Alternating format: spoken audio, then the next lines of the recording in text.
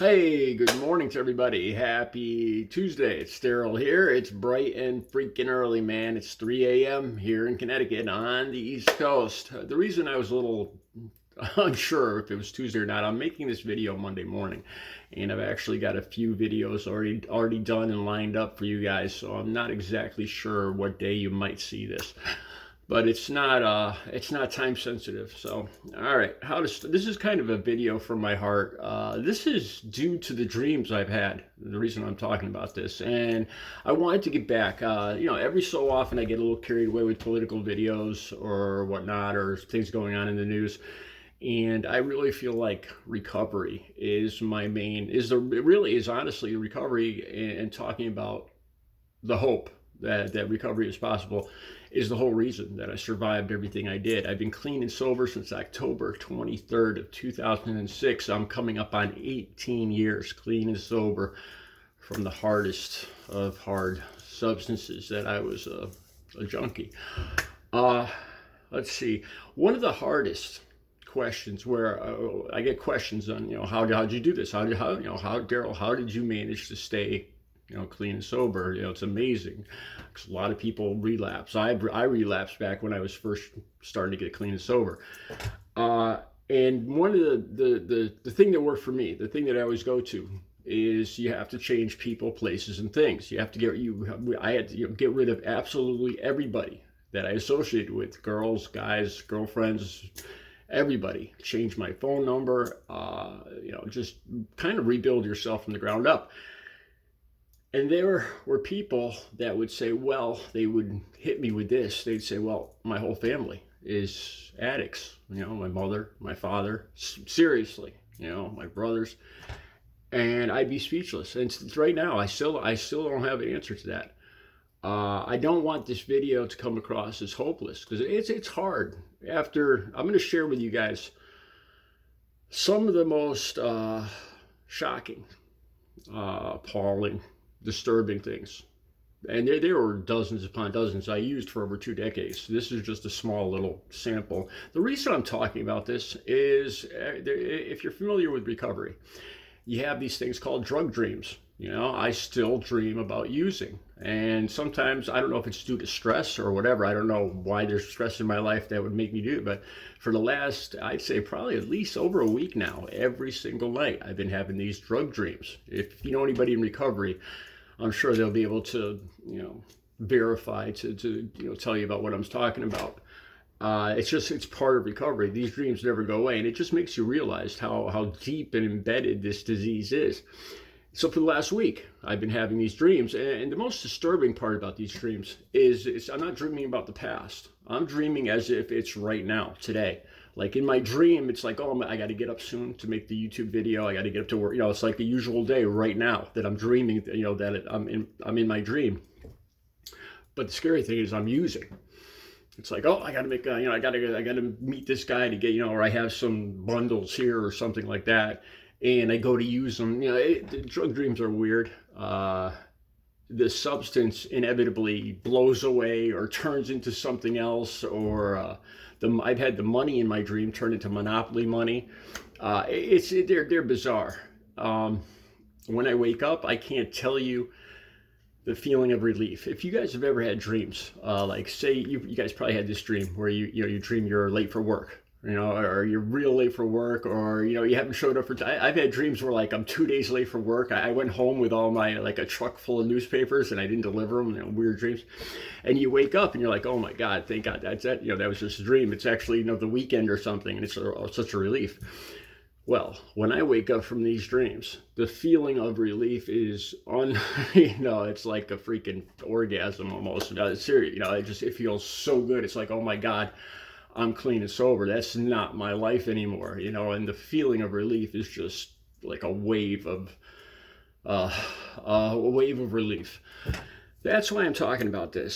So this morning I had another dream, the one I just told you about, where I dreamt that I was getting up to do the video. And I thought about how lucky I am, what I used to deal with, some of the stuff I used to see.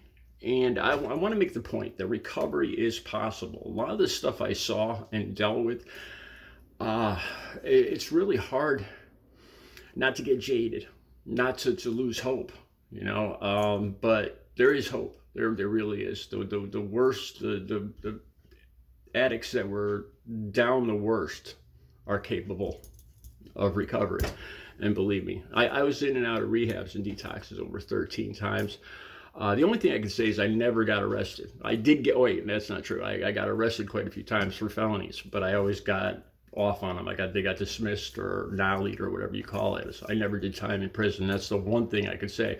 But another reason I got clean and sober too is I knew that was coming, because the police recognized me. I was familiar to the police, I was familiar to the judges, I was familiar to the prosecutor, and I knew my luck was going to run out very quickly. And when you're addicted to heroin, the last place you want to end up is in jail, where you can't get your fix. It's not the place you want to be. So that helped me get clean and sober.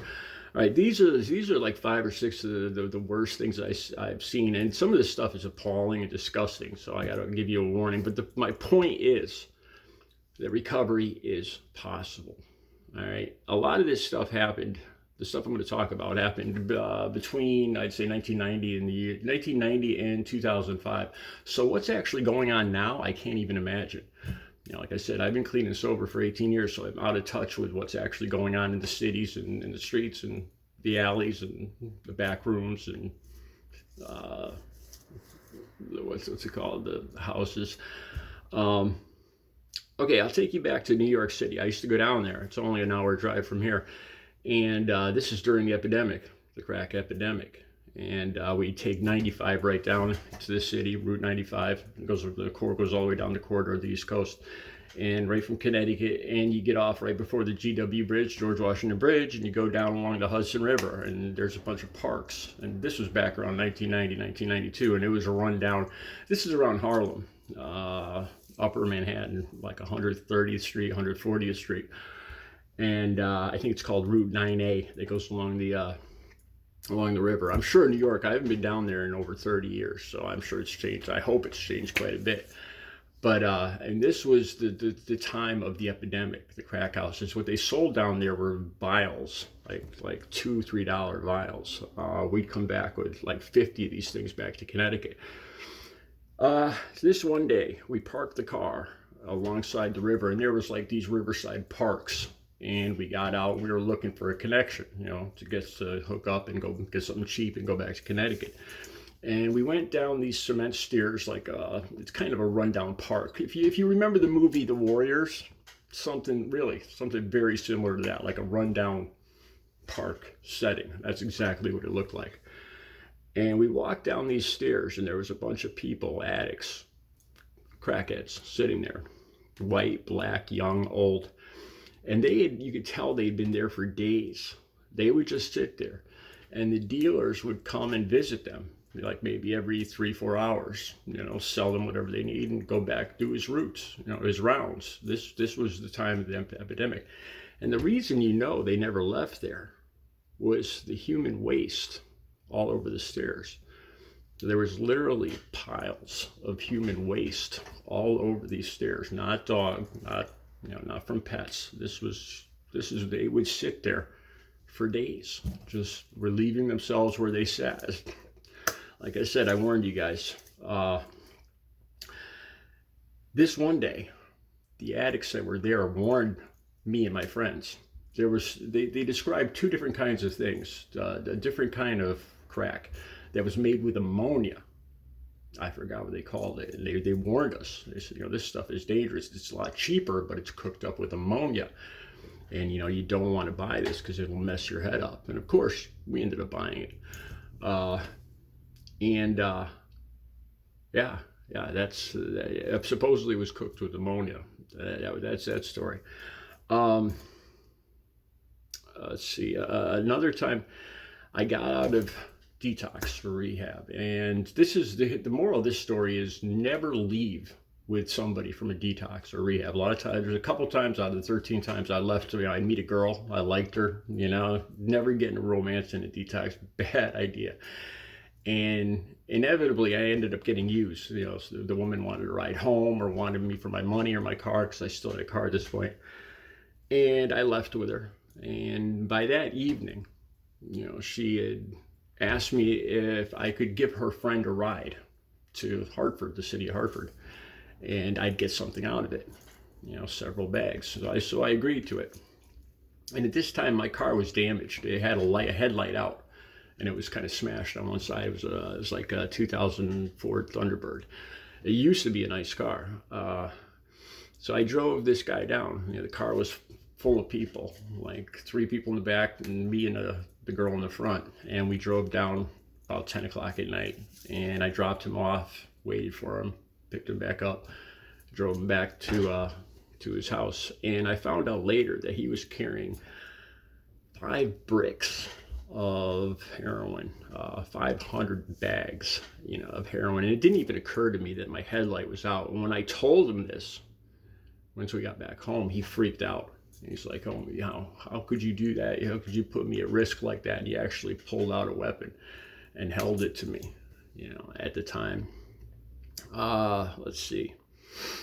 Another time, I was with one of my friends, and he injected, and we picked up from a dealer, and I never shot up, but he did, and he asked me to stop in the middle of the road because he'd have to shoot up immediately, in the car. I hated when he did this in the car, but he'd have to shoot up immediately as soon as he got it in my car. And I'm trying to drive and look out for cops and everything like that. And he asked me to stop, and I stopped, and he leaned out the door, and he drew up water into the syringe out of a puddle in like a pothole in the street. There was water in the pothole, and he pulled the water out of the pothole, and then he shot it into his neck. That's one of the worst things I've seen.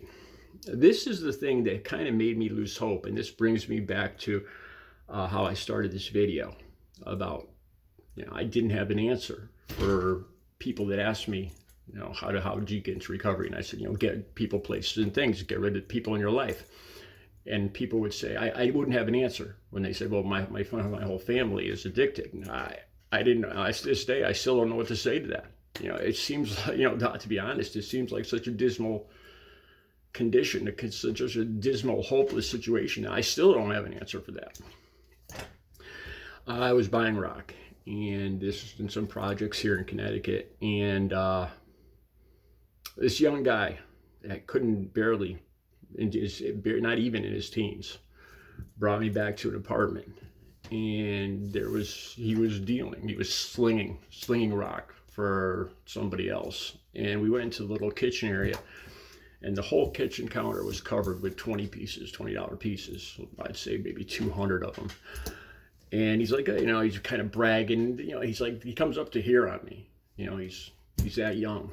And, in the back of my mind, I'm wondering, it's hard to imagine what this kid's life's been like. And then his mother comes into the kitchen, and his mother is an addict. That's how her son got into dealing. And she was a full-blown fall down addict, and just looking at that life. I mean, how do you help somebody? How do you, when somebody like that asks you, how do you get into recovery? I don't even know where to begin. Sometimes it looks so hopeless, but there is hope. And those are just some of the examples that I went through my mind after I had these dreams last night, like I said, and I woke up this morning, and it was a wave of relief. And as I laid in the bed this morning, so these few things that there's a few more I'm sure I'm forgetting. I meant to write these down before I started the video, and I didn't write them down. That's why I paused a few times, because there was at least 6 of them.